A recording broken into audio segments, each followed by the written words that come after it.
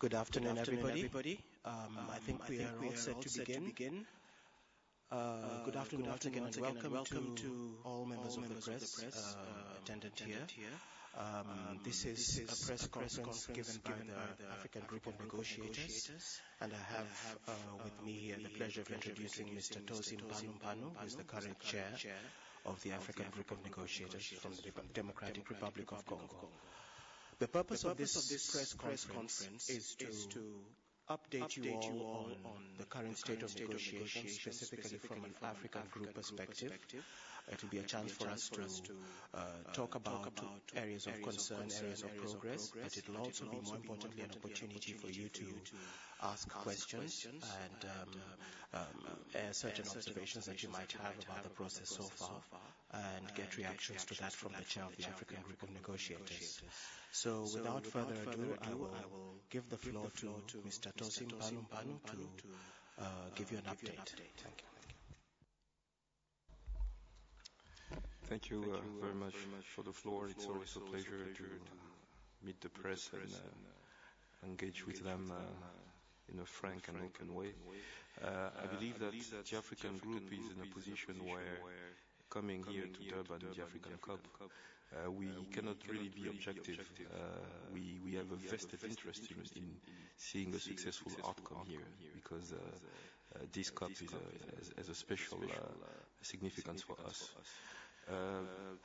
We believe that there's room for success.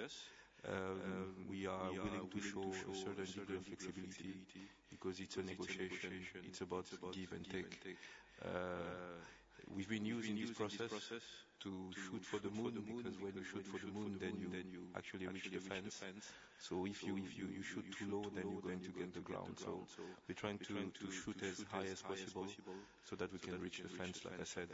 Ministers gave us some guidance. They gave us some 5 red lines. The first one is multilateralism. We want this process to be guided by principles of inclusiveness, transparency, and open-endedness. We want a second commitment of the Kyoto Protocol. We've said this time and time again. We don't want Durban to be the graveyard of the Kyoto Protocol. Of course, adaptation. We are the continent which contributes the least to global greenhouse gases emissions, yet we are the most vulnerable, so we need to adapt to the adverse effect of a climate change phenomenon to which we barely contributed. We also want to see concrete means of implementation. We want to see finance in a scale which is sufficient to really cope with this climate change phenomenon. We want to see tech transfer. We want to see capacity building, and last but not least, we want to see operationalization, but not of the mere decision 1CP16. No, we want to see more. We want to see a thorough implementation of decision 1CP13. That is the Bali Action Plan, because we believe that this is the framework that really caters to all our needs. About the status of negotiations, we want a second commitment period of the KP, like I said. Therefore, we're willing to engage on good faith with parties which are considering such a second commitment period of the KP. It seems to be difficult for us to engage with parties which have bluntly said that they're willing to walk away from the legal obligations that they have. So we're trying, for example, to engage with trustworthy partners such as the EU, which in the past have shown willingness to respect what they've committed to under the international legally binding framework of climate governance. We believe that the EU has presented some conditionalities or conditions. I'm not sure which word I should use. For us, we believe that we should actually reverse the logic. It is not about them seeing clarity on a new mandate, a new roadmap, and then us having the KP. I believe it should be the contrary. Right now we have a roadmap that exists, which is the Bali Action Plan, which is the Bali roadmap actually. And while we're still jointly using that roadmap, and we haven't reached the destination, they want us to go into a new roadmap without having a guarantee that once we commit to that new roadmap, which we don't know all the provisions, there will be a new roadmap then that also comes into play. So we just don't feel comfortable to go into uncharted territory. So for us, we believe that we should actually keep the good framework that provides the Bali Action Plan, which will definitely look at the good achievement and try to raise the level of ambition to do even more. We shouldn't just throw the baby with the bathwater. We need to ensure that we keep that baby. So for us, it will actually be desequencing. The second commitment period of the Kyoto Protocol, a clear one which is legally binding, not one which is merely political, one which is legally binding, with an amendment to Annex B. Then we should see strong signals as regards finance. We want to see real finance. We've been told that we need to be cognizant of the international financial crisis and how it has become a real challenge to mobilize funding, or we need to look at innovative sources. We agree that challenges are part of today's world, but we do believe that we want to see clear, scaled-up finance. Then we may start thinking about a new roadmap, a new framework, something that will lead us to a legally binding, not instrument, because we don't want to be judge of the form, but a legally binding outcome, legally binding options, because we still have a few years to deal with issues which are not ripe, and one should not prejudge. So I believe that's where the African group stands. I believe that we are ready to engage with our partners and see how we can try to accommodate each other's positions, as we need to leave Durban with an outcome which helps us keep the 1 billion Africans safe. Thank you. Thank you very much, Chair. At this point, I'd like to open the floor for questions. What I'd like to do is to set up a couple of ground rules. We'd like to request that if you're going to ask a question, kindly stand up and identify yourself. We've got roving mics, so once you put your hand up, I'll give an indication for the roving mic to come to you. We'll probably take one round of questions, get answers to those, and then go into a second round if necessary. The gentleman in the black shirt, and then the gentleman in the blue shirt, and then there is a lady in the back in the white blouse. So we'll take those three first. Hi there, Jonathan Leake, I'm the environment editor from the Sunday Times in London. It's very easy in these sorts of talks to get lost in talks about roadmaps and all the complexities of the negotiations themselves. But I just wonder, just for the sake of simplicity, if you could tell us whether you think these talks so far have brought us a single bit closer to an agreement that might slow down the rate of increase of CO2, let alone to stabilise it or reverse it, or whether we are further away or just as far away as when we started. In other words, in a very simple form, forgetting all the roadmaps and the complex language, are we any closer? Have we done any good with the, 10 days or so of talks so far? Thank you. Gentleman in the front. Riyad Desai, South Africa, independent documentary filmmaker. The European Union and the other major developed nations have not, to my mind, and maybe you can correct me, put any numbers on the table, percentages. We're 2 days away from the closing of the COP. How are you aware of any numbers that have been put on the table? And the second point is the ministers are arriving, and we know the delegation, the African group have stayed pretty united up until now. But we all know when the ministers come, things change. And I just came from the plenary session where Australia were offering hundreds of millions of dollars in aid. And we know many African countries are aid dependent, and that if you don't toe the line, the threat of aid to be cut is very real. So what is your opinion on staying firm in the context of having aid possibly cut to you? Thank you very much. The lady at the back. Hi, I'm Cherie Baker. I'm a journalist at the Saturday Star newspaper in Johannesburg. I just wonder if the negotiators have any comments on an interview that was given by Ivo de Boer this week with AFP, where he was saying that negotiators are living in a separate universe and that the ongoing talks are like a log that has drifted away. And he compared the COP17 talks to a bit of a mouse wheel. And I just wonder if you have any thoughts on that. Thank you. Thank you very much. I think we'll answer those three before we take a second round. Thank you. Well, I believe the first question is really about have we made any progress. I think for me to resume what the stakes are here, we're trying to deal with the climate change phenomenon, and then for me it can be summarized in resolving two gaps. One is the mitigation gap, and the other one is the finance gap. It is true that some traction, some movement has occurred in the discussions regarding the GCF, the Green Climate Fund, so it's a step in the right direction. Regarding the mitigation gap, the very fact that people are considering entering into a second commitment period of the Kyoto Protocol, I believe it's also a good stride in that direction.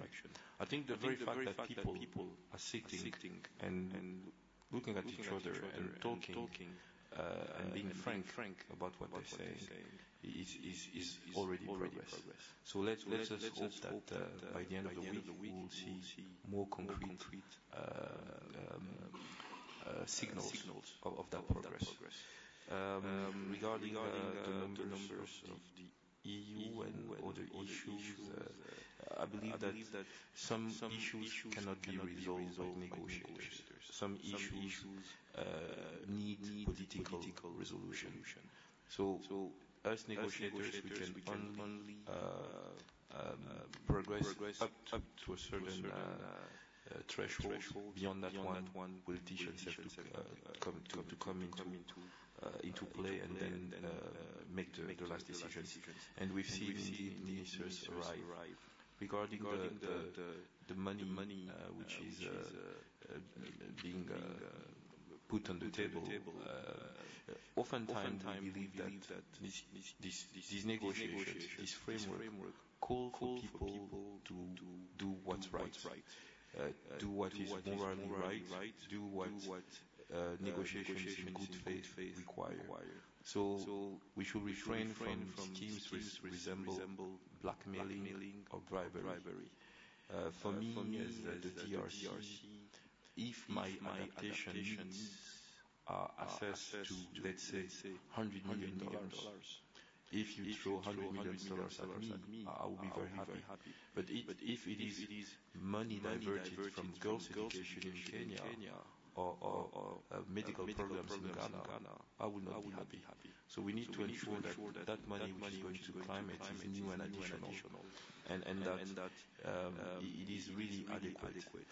And the money dispersed must be accompanied by real steps towards reduction of emissions. Because if my adaptation needs today are 100 million, and you send me 100 million, if you don't undertake cuts of emissions, maybe by the time the money is dispersed, the cost will have increased to 100 million. So although you send me money without undertaking any reduction of emissions, I'm not better off. So we need to keep in mind of the bigger picture, the overall framework which consists of bridging the finance gap as well as bridging a mitigation gap. Regarding what Ivo de Boer said, well, I've been in this process for about 3 years. I don't intend to be here for the next 10 years. So it's important indeed that we stay in touch with reality. And I believe that's what the role that the press must do is to recall us about what's taking place out there. And also civil society must be very active to kind of remind us of what this is all about. It's not about economic competition, it's not about geopolitical influence, it's not about resolving bilateral issues linked to a country owing 80% of your national debt. It's about doing what's right for climate. I believe that someone, I said in Africa, an African leader, speaking to European leaders, saying that today in Africa we're suffering, and we're suffering partly because of climate change. Today in Europe, you're not suffering that much. Tomorrow, if you don't do anything about climate, your children will suffer, and your children are not used to suffering. So we believe that something should be done indeed to resolve this issue, and we must stay in touch with what's happening in the real world indeed. Thank you very much. I see we've got about 7 minutes to go, so I'm going to take one question from the gentleman in the front, the gentleman in the fifth row, third from the gentleman in the grey shirt. Please keep your questions short and concise so we can have time to get answers to those as well. Thank you. Thanks. Sean Christie from the Mail and Guardian in South Africa. Can you confirm that since the ministers arrived, the negotiations about agriculture have veered heavily away from adaptation towards mitigation? And can you confirm that there are blocs within the Africa Group that are deeply unhappy with the Africa Group's initial support for the concept of climate-smart agriculture, which, thanks. Thank you. Thank you, Chair. I'm Simon from the Economic Justice Network. I would like to ask what will be the next steps that we can take to urge those nations that are not signing up the second commitment period. Because now they are starting to talk about 2020, which is far. Maybe is the African group having strategies to get them on board? Thank you. I'm Watsi Habat, the Independent Uganda. You talked about the finance and you said you're making movements towards GCF. I want to understand what kind of movements are those. Then again, there have been issues regarding the source of funding, especially for GF, where you say that you don't want to see aid for health made for countries like Ghana being cut. Where do you think the source of finance in Africa should be for this GCF? Thank you.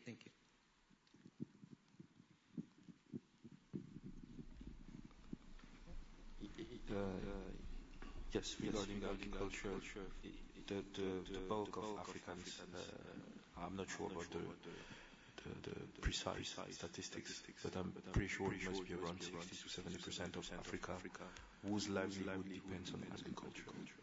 So agriculture is a very sensitive area. Today, those Africans have a hard time dealing with the very livelihood that ensures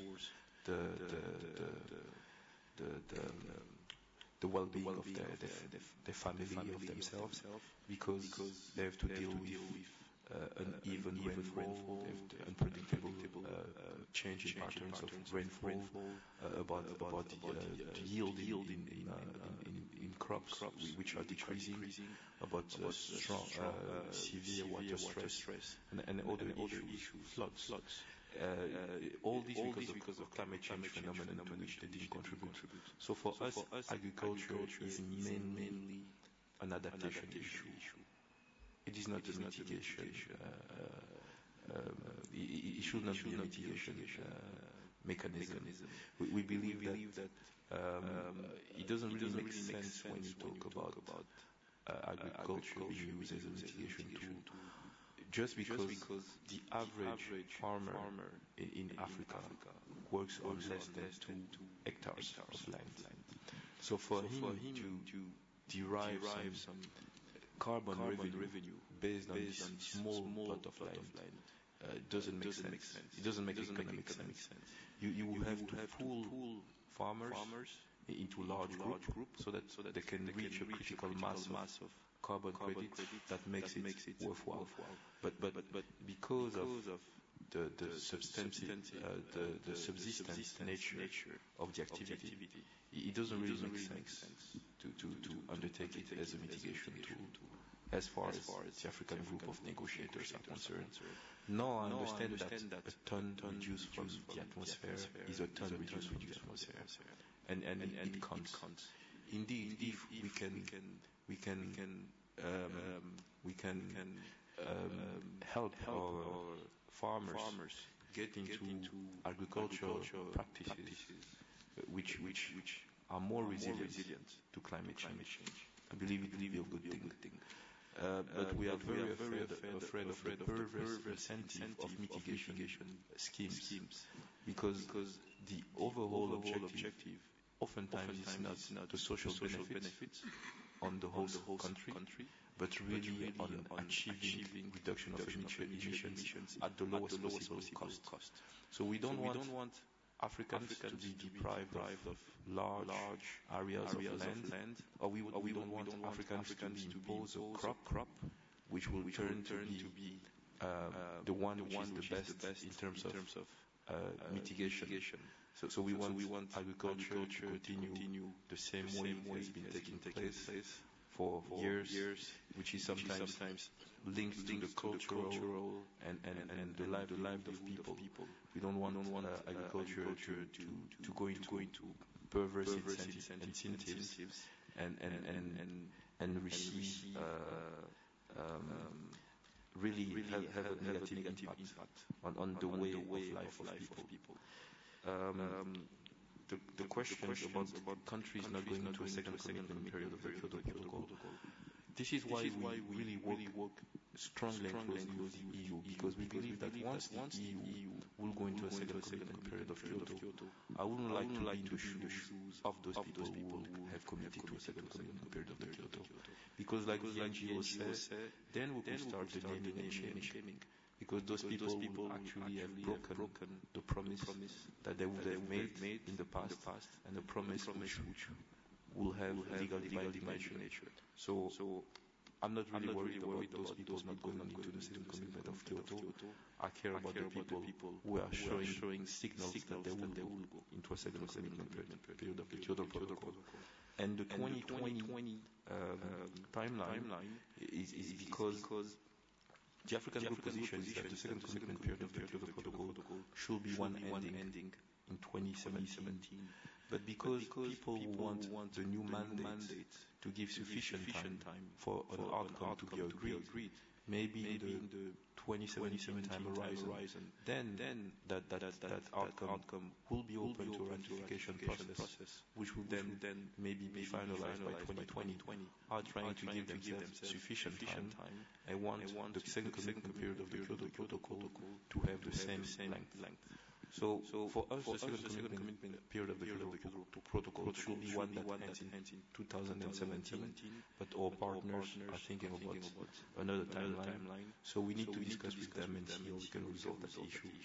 Regarding the finance, we want the GCF to be operationalized, but we don't want it to be yet another fund in the galaxy of funding. We want it to be a fund which can really help us deal with climate change phenomenon. We want that fund to be a fund which is accessible, where there's a certain dimension of country ownership, where people once again are not trying to make our happiness without us,